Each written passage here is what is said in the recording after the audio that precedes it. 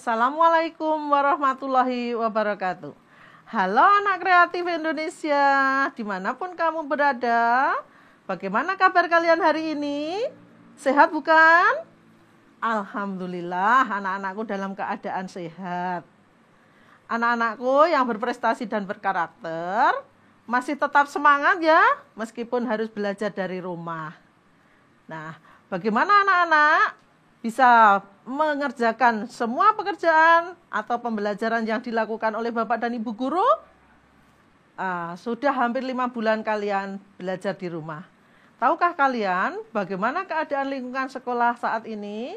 Nah, sebelum kita mulai pembahasan kali ini bersama dengan Ibu Sutini, jangan lupa ya, klik tombol subscribe, like, dan share video ini ya. Nah, anak-anakku, pembahasan kali ini Ibu akan menjelaskan tentang pandemi COVID-19. Anak-anak kreatif, tahukah kalian apa itu pandemi COVID-19?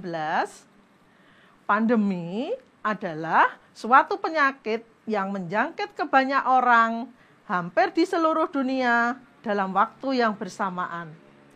Nah, pandemi COVID-19 ini menyebabkan berbagai masalah timbul yang berdampak pada kehidupan manusia.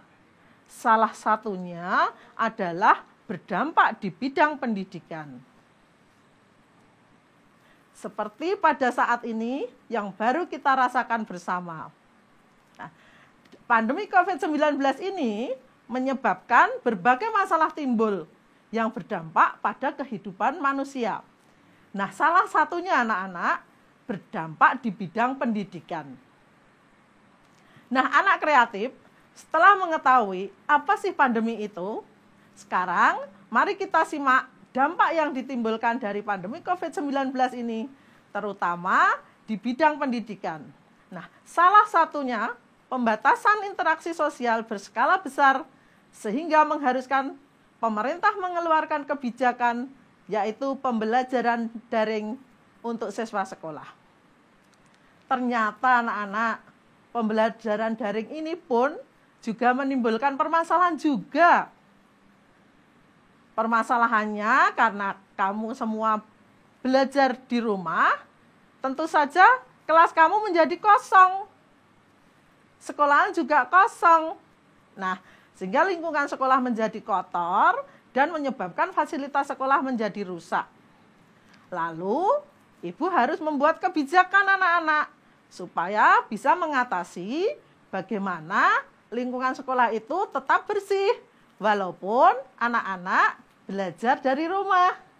Sehingga nanti kalau waktunya anak-anak bersekolah tatap muka lagi, sekolahan tetap bersih, sehat, dan higienis. Nah, apa yang ibu lakukan anak-anakku dalam rangka pengelolaan lingkungan supaya tetap terjaga bersih? Yang pertama, Bapak dan Ibu guru harus selalu menjaga kebersihan kelas beserta fasilitasnya. Karena anak-anak masih belajar dari rumah, maka yang di sekolah adalah Bapak dan Ibu guru. Nah, untuk menjaga kebersihan sekolah, maka Bapak dan Ibu guru selalu piket anak-anak membersihkan kelas, membersihkan halaman sekolah, supaya nanti kalau anak-anak sudah boleh bertatap muka, sekolahan tetap bersih, sehat, dan jauh dari penyakit. Yang kedua, anak-anakku, melakukan penyemprotan dengan disinfektan di lingkungan sekolah. Utamanya pada benda-benda yang sering kita sentuh. Nah, supaya apa anak-anak? Supaya kita bunuh dengan disinfektan. Karena disinfektan adalah pembunuh mikroorganisme dan bakteri pada objek benda-benda yang sering kita sentuh setiap harinya. Yang ketiga anakku, ibu selalu menyediakan sarana cuci tangan, menyediakan sabun, menyediakan hand sanitizer, agar apa anak-anak? Agar kita selalu mencuci tangan. Kemudian bisa dengan hand sanitizer ini, hand sanitizer kita letakkan di tempat-tempat strategis, supaya setiap orang bisa menggunakan sehingga tidak terpapar oleh COVID. Yang keempat anak-anakku, menginstruksikan warga sekolah yang akan memasuki lingkungan sekolah melakukan cuci tangan dengan sabun. Banyak anak-anak yang sering keluar masuk sekolah selama kamu belajar dari rumah. Siapa itu? Biasanya adalah orang tuamu. Ya, orang tuamu juga sering ke sekolah. Nah, untuk itu ibu menginstruksikan semua warga yang datang ke sekolah harus selalu cuci tangan sebelum masuk ke lingkungan sekolah. Kemudian melaksanakan perilaku hidup bersih sehat anak-anakku. Apa itu perilaku hidup sehat? Contohnya, anak-anak bisa berolahraga dengan teratur. Kemudian makan makanan yang bergizi. Tidak merokok.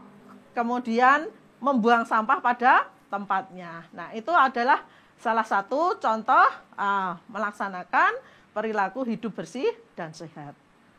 Kemudian yang keenam anak-anakku, mewajibkan warga sekolah yang hendak datang ke sekolah itu selalu menggunakan masker. Ya. Tidak hanya kalau datang ke sekolah, kemanapun anak-anak pergi, hendaknya selalu menggunakan masker supaya terhindar dari COVID. Kemudian yang ketujuh anak-anakku, melakukan pengukuran suhu tentu saja dilakukan pada semua orang yang akan memasuki lingkungan sekolah kita. Melakukan pengukuran suhu tubuh terhadap semua tamu yang datang ke lingkungan sekolah. Nah, ini ibu lakukan juga. Kalau suhunya tinggi, maka tidak kita izinkan untuk masuk ke lingkungan sekolah. Kemudian yang kedelapan, mendata dan mengecek kondisi siswa. Tentu saja lewat online, lewat daring anak-anakku semua. Nih, supaya kita juga tahu bahwa anak-anakku semua di rumah dalam keadaan sehat. Kemudian yang kesembilan, melakukan jaga jarak, hindari kerumunan. Ya, anak-anakku bisa kan untuk menjaga jarak, kemudian jangan berkerumun ya. Kita jangan bermain sepak bola terlebih dahulu. Jangan melihat kesenian tradisional yang misalnya jadilan yang mendatangkan banyak orang. Nah, ini kita hindari terlebih dahulu. Kemudian yang terakhir, yang ke-10 adalah pemasangan informasi pencegahan COVID-19 di gerbang sekolah dan atau di lingkungan sekolah. Supaya semua masyarakat juga tahu bahwasannya informasi pencegahan COVID ini caranya adalah cuci tangan, pakai sabun, pakai masker, jaga jarak, hindari kerumunan. Kemudian kita juga boleh pakai hand sanitizer. Nah, dengan pengelolaan lingkungan sekolah yang bersih, sehat, dan asri, insya Allah sekolah akan menjadi aman. Nah, terima kasih anak cerdas. Jangan lupa jaga kesehatan dan selalu belajar ya. Salam sehat selalu.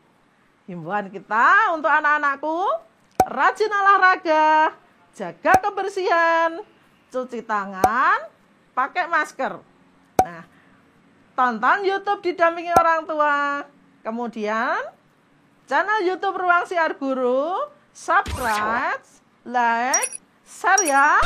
Nah, anak-anakku, itulah pesan dari Ibu Tini untuk pengelolaan lingkungan sekolah dalam rangka pencegahan penyebaran COVID-19.